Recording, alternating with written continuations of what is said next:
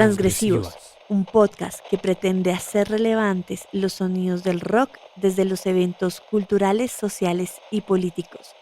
Presenta Sebastián Tabima. Hola, bienvenidos a Transgresivos. El día de hoy, en nuestro relato de Chile, iniciaremos contando lo sucedido el 11 de septiembre de 1973, y es el día del golpe de Estado de Augusto Pinochet. Para identificar cómo este suceso histórico tiene una relación directa con el inicio de dos subculturas importantes en el movimiento juvenil chileno, el punk y el metal. Así que fue este día, el 11 de septiembre, día del golpe de Estado de los militares fascistas del ejército chileno al presidente Salvador Allende. Estas últimas horas que les voy a contar están escritas en un libro que les quiero recomendar llamado La moneda de Allende, escrito por Jorge Timossi y Gregorio Seltzer, los cuales son periodistas y escritores argentinos con herencias cubanas del círculo cercano de Allende, los cuales vivieron lo sucedido ese 11 de septiembre de 1973 en La Moneda, casa del presidente en Santiago de Chile. Este libro fue censurado porque fue publicado en 1974, año donde ya estaba vigente la dictadura de Pinochet. Por tal motivo, estos periodistas, escritores fueron exiliados de Chile y su publicación fue censurada hasta años después que se pudo saber. Por eso les recomiendo muchísimo si pueden conseguir una versión de este libro y leer si les interesa el tema. Yo les digo a ustedes, compañeros, compañeros de tantos años, te los digo con calma, con absoluta tranquilidad. Yo no tengo pasta de apóstol, ni tengo pata de Mesías. No tengo condiciones de mártir. Soy un luchador social que cumple una tarea, la tarea que el pueblo me ha dado. Pero que lo entiendan aquellos que quieren retrotraer la historia y desconocer a la voluntad mayoritaria de Chile. Sin tener carne de mártir, no daré un paso atrás, y que lo sepan, dejaré la moneda cuando cumpla el mandato que el pueblo me diera.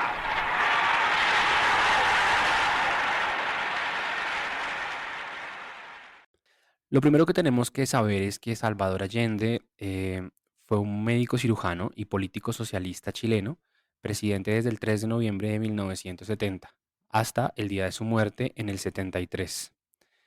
Allende fue apoyado a su presidencia con una carrera política amplia por el Partido de la Unidad Popular, una coalición de partidos de izquierda, y destacó por el intento de establecer un Estado socialista en Chile, un país que se ha caracterizado por ser completamente conservador y de derecha.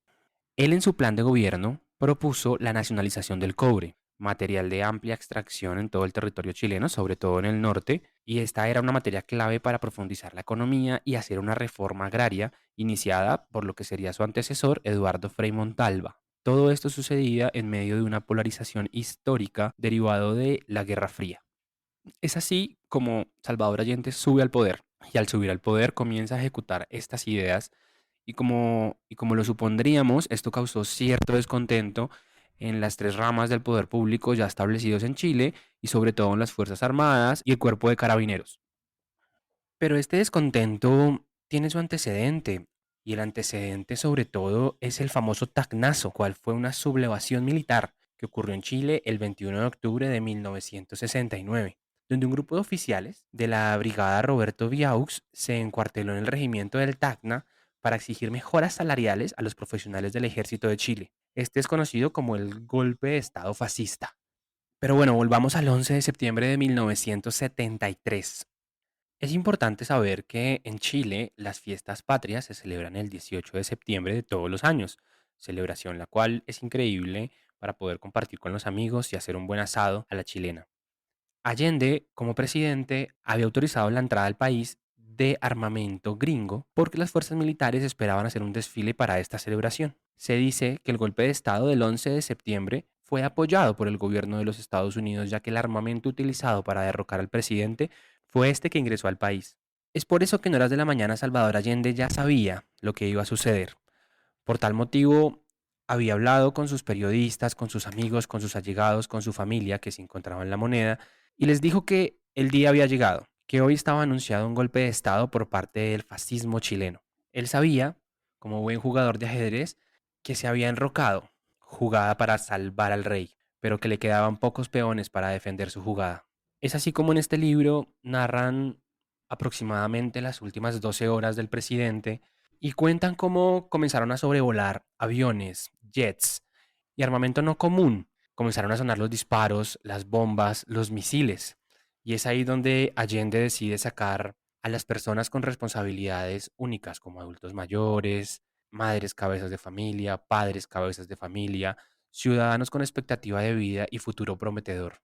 Lo sacó por la parte trasera de la moneda y les dijo a los que aún lo acompañaban que quien quisiera irse podía hacerlo, ya que él iba a defender la moneda hasta su último aliento. Los que decidieron quedarse lograron armarse, y es así como un vital hombre de 65 años combatió con un fusil ametralladora y un casco de acero, hasta la muerte para defender sus ideales políticos. La muerte de Allende aún es un misterio. En este libro nos cuentan cómo una de sus secretarias logra evidenciar que un militar de apellido Gallardo logra capturar al presidente en su despacho. Y el informe oficial establece que Allende se suicidó, que cuando llegó este militar, capitán del ejército chileno, él ya se encontraba muerto. Pero en verdad lo que nos narran acá es que es dado por muerto, a sangre fría por este militar. Jamás vieron el cuerpo. Dicen que fue sacado por la parte trasera, envuelto en un tapete de la casa del presidente, y que se dio entierro en una ceremonia privada con su familia a las afueras de Santiago. La verdad, esto es un misterio. Todo fue tapado por la dictadura y esperamos algún día saber la verdad. Transgresivos. Una vez oficializada la dictadura en Chile, en 1973, se puede decir que los sonidos extremos como el metal y el punk comenzaron a aparecer en las ciudades chilenas y sobre todo como movimiento juvenil desde 1982, 1984, según lo registran los historiadores de música chilenos. Esto se da por personas que viajaban debido a la importancia de los puertos chilenos en Valparaíso y en otras ciudades, lograban traer discos, cassettes de lo que estaba sonando en lugares un poco más comerciales como lo era en Estados Unidos o al norte de Europa. También existía un fenómeno social, que eran los retornados políticos o los exiliados políticos. Estos eran personas que iban en contra de la dictadura, que eran exiliados por el gobierno oficialista en ese momento de Augusto Pinochet y lograban retornar o lograban enviar a Chile discos y nueva música que estaba sonando en lugares que los acogía. Es así como los retornados políticos o familias retornadas tenían hijos y esos jóvenes que venían fuera del país chileno lograron mezclarse culturalmente con las personas que aún continuaban en Chile, logrando así la apertura de un nuevo movimiento cultural.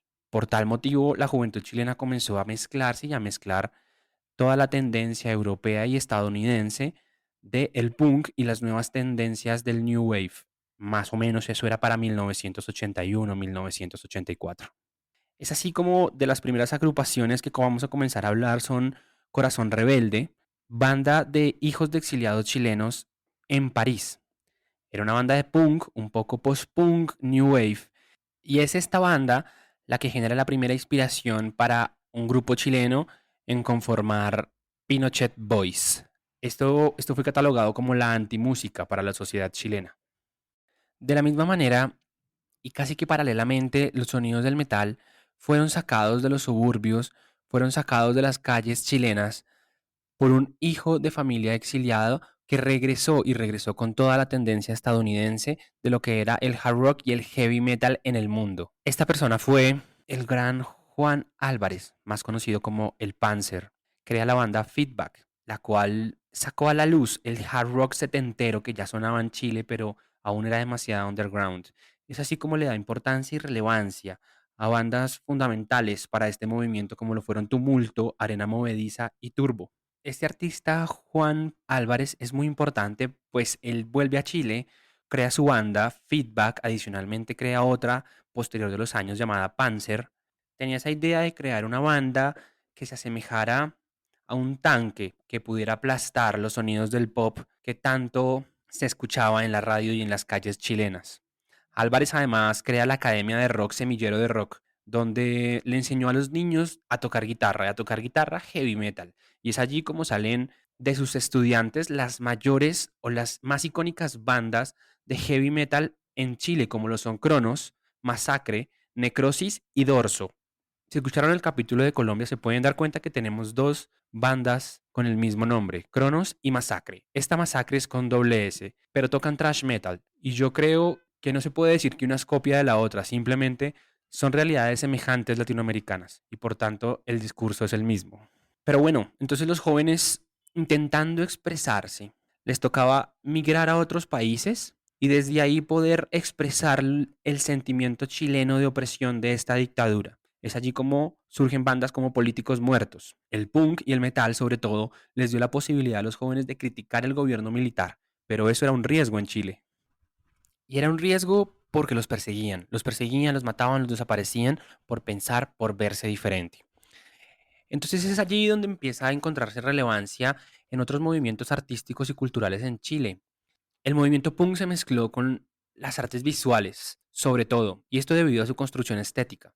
Y es allí donde encuentra relevante el espacio del Teatro El Trolley, espacio contracultural, donde mientras estaba tocando una banda de punk, se encontraba una danza en una esquina y una exposición fotográfica, pero todo como en esa onda punk y de rebeldía juvenil. Era un espacio sin reglas, pero a la vez de mucho pensamiento crítico y pensamiento de construcción de nuevas sociedades.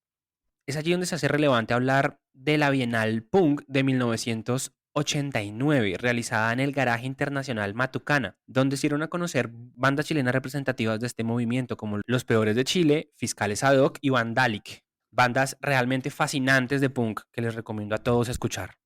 Esta banda Fiscales Ad Hoc se las recomiendo bastante. Es la banda que unió el mundo del metal y el punk. Dicen que en sus conciertos se encontraban estas dos subculturas a convivir y sobre todo a disfrutar la música. Es importante también establecer que el movimiento metal, o como lo catalogan los chilenos, el movimiento thrasher, fue impulsado por dos medios de comunicación. El primero eran los fanzines, que eran revistas de una manera autónoma, de una manera comunitaria, que traían o pegaban recortes de revistas internacionales para que usted conociera música actual. Y el otro eran los tape raider, que eran estas personas que publicaban en periódicos o en los mismos fanzines una manera fácil de distribución e intercambio de cassettes y de música. Es allí donde se genera la gran banda Pentagram, inspiración para la Gran Sepultura de Brasil. Una vez llegan los años de 1990 y se retoma la democracia, el movimiento punk y el movimiento metal entran en decadencia porque se vuelve un movimiento violento, pero es porque la juventud era hija de esta violencia. Guardaba esa emoción, esa mala emoción en los corazones de su sociedad. Y asimismo entra la democracia y esta democracia se volvió para los chilenos un niño pequeño que hay que cuidar y había que cuidarla a toda costa. Había que censurar todo lo que pudiera vulnerar una democracia que resurgía y que volvía a un país después de tantos años de dictadura. Es por eso que los mismos chilenos dicen que la censura se agudiza una vez vuelve la democracia, que era mejor tocar y hacer eventos y ser metalero, rockero, punketo en épocas de dictadura. Es aquí donde comienza a evolucionar también los sonidos del punk, entra el hardcore y entran otros sonidos un poco más speed en el metal, entra el death metal, el thrash metal y el brutal metal. Podemos recomendar Caca Urbana, Chaos, Decapitated, Totem Corpus y Anarquía como bandas de esa generación.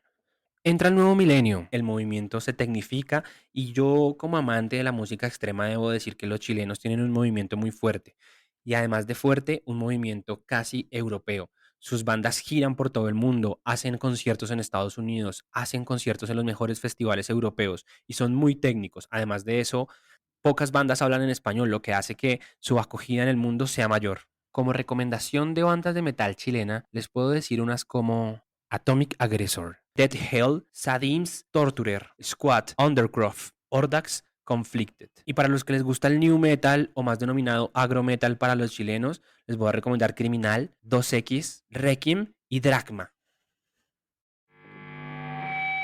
Transgresivos. En conclusión, los sonidos extremos en Chile han sido la válvula de escape en cómo la juventud ha podido expresar su sentimiento de rebeldía, su sentimiento de resistencia y han podido pensarse un mejor país. Y ya que en Chile no es tan recurrente que las bandas toquen temas sociales, sin generalizar, sí debemos reconocer que el movimiento punk, este movimiento subcultural chileno, ha sido el abanderado de esta pelea